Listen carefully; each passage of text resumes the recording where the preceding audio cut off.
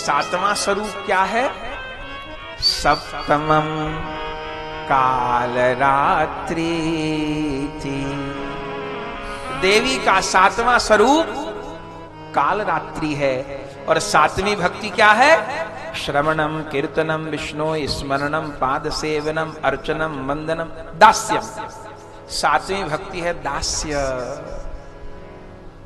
ये जो देवी का सातवां स्वरूप है काल रात्रि का बंधुओं, ये भगवान का दास्य भाव प्रदान करने वाला है। काल रात्रि का बड़ा विकराल स्वरूप है। देखिए, अरे मैया के केश बिखरे हुए हैं, खड़ग लिए हुए, रक्तपान कर रही, दुष्टों का संहार कर रही मैया। और बड़ा भयानक स्वरूप है काल रात्रि का, एकदम काला, काजल के जैसा, पहाड़ के जैसा मैया का स्वरूप। बाल बिखरे, खप्पर लेके खड़ी हैं। लेकिन ये दास्य भक्ति का स्वरूप है। कैसे? बोले भगवान का दास बनने में जितनी भी बाधाएं हैं, वो काम हो, क्रोध हो, लोभ हो, मोह हो, अहंकार हो, राग हो, द्वेष हो, जो हो, भैया यही राक्षस हैं। सतयुग त्रेता में कैसे राक्षस थे? बड़े बड़े सींग, बड़े बड़े दांत वाले, हिरणाक्ष, हिरण्याकश्यप, रावण, कुंभकर्ण, बड़े बड़े पहाड़ जैसे दैत्य। अब ये बड़े बड़े दांत वाले दैत्य नहीं है, तो कौन दैत्य है? भैया हमारा क्रोध ही दैत्य है, हमारा अहंकार ही दैत्य है, हमारा राग और द्वेष ही राक्षस है, काम ही राक्षस है, जो कितना जीवन नष्ट कर देता है। सोचिए, कितनी बलात्कार की घटना सुनने में आती है।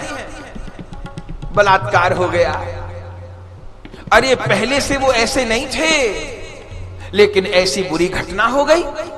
तो आप सोचिए, कभी विचार करिए कि बलात्कार करने वाले ने जब वो पाप किया, किसी के साथ जबरदस्ती की, उसको पता नहीं है कि कैसे कानून है।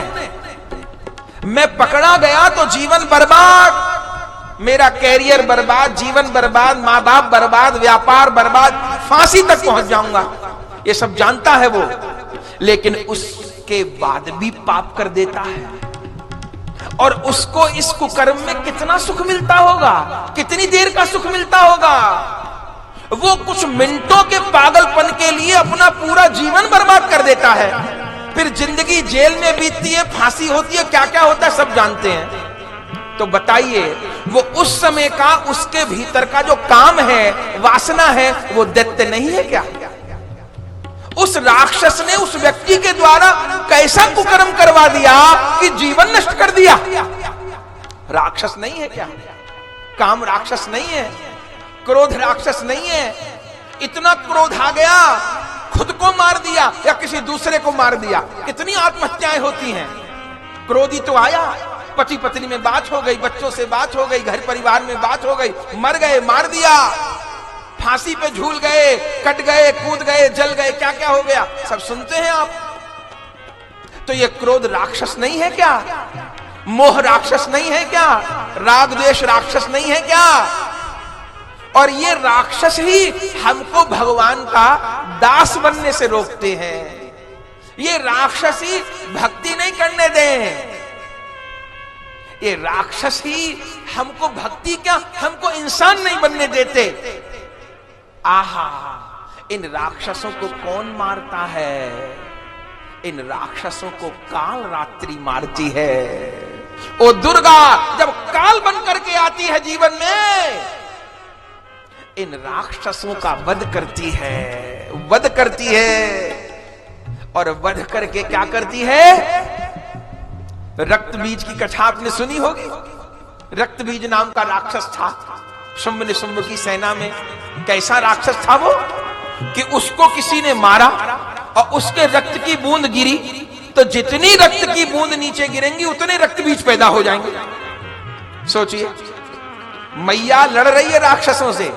दुर्गा सप्तशती की कथा है, मैया राक्षसों से लड़ रही है, रक्त बीज को मारती है, एक को मारती है 1000 पैदा हो जाते, 1000 को मारती है 1,00,000 पैदा हो जाते, 1,00,000 को मारती है 1 करोड़ पैदा हो जाते। जितनी बूंद गिरे रक्त की उतने रक्त बीज पैदा हो जाते। तब मैया ने क्या किया आप जानते हैं? रक्त बीज को मारा और मैया उनको खाने लग गई, उनका रक्त पीने लग गई। काल रात्रि बनके, महाकाली बनके, चंडिका बनके, और उस रक्त बीज का रक्त ही नीचे नहीं गिरने दिया। जो रक्त बीज सारी सृष्टि के लिए कष्टदायी था, हम सबको समाप्त कर दे, उस दैत्य को मैया खा गई, अपने बच्चों को बचा लिया। ये देवी का काल रात्रि रूप है, काल रात्रि रूप है। काल रात्रि के रूप में वो जीव के, साधक के, वैष्णव के जीवन के अनर्थों को खा जाती है। तब जानिए हमने जीवन में 7वें नवरात्र का व्रत कर लिया, 7वें नवरात्र की पूजा हो गई बंधुओं, काल रात्रि की कृपा हो गई। जब काल रात्रि की कृपा हुई तो क्या हुआ, ये जीवन के सबरे राक्षस मारे गए, और मैया ने क्या कर दिया, मैया ने भगवान का दास बना दिया। अस अभिमान जाई जनि भोरे, मैं सेवक रघुपति पति मोरे।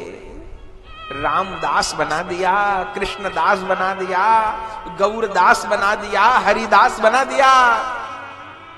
ये काल रात्रि का काम है। देवी का 7वां रूप काल रात्रि का है, और नवधा भक्ति में 7वीं भक्ति दास्य भक्ति है। ये भगवत प्रेमियों, अगर यह वीडियो आपको पसंद आई तो इसको लाइक कीजिए और अधिक से अधिक शेयर कीजिए।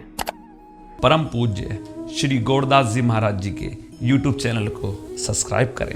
पूज्य महाराज श्री की कथाओं को सर्वप्रथम देखने के लिए बेल आइकन दबाना ना भूलें।